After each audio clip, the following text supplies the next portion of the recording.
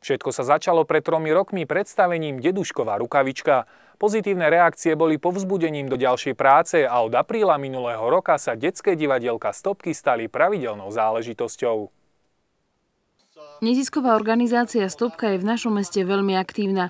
Pre deti a celé rodiny pripravuje množstvo podujatí, no najznámejšími a veľmi obľúbenými sa stali improvizačné divadielka. V priestoroch Čajovne na námestí dodnes odohrali približne 45 predstavení s priemernou účasťou 30 až 35 divákov, vrátane rodičov.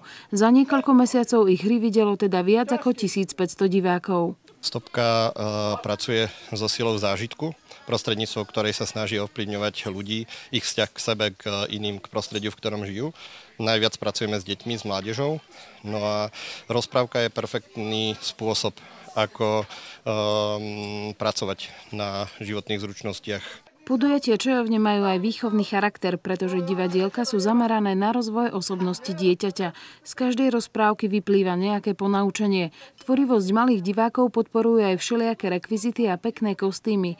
Tie sú vlastnoručnou prácou členov organizácie.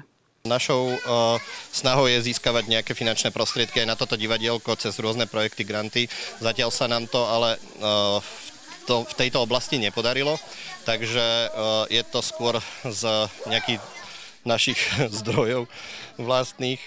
Po prípade ľudia nám priniesli nejaké látky, čo sa pozošívali, nejaké zaujímavé rekvizity. Veľkou mierou sa na financovaní podieľa aj samotná Čajovňa, ktorú organizácia Stopka prevádzkuje práve za tým účelom, aby mohli robiť ďalšie aktivity pre Ružomberčanov. Po predstavení sú pre deti zvyčajne pripravené aj tvorivé dielne.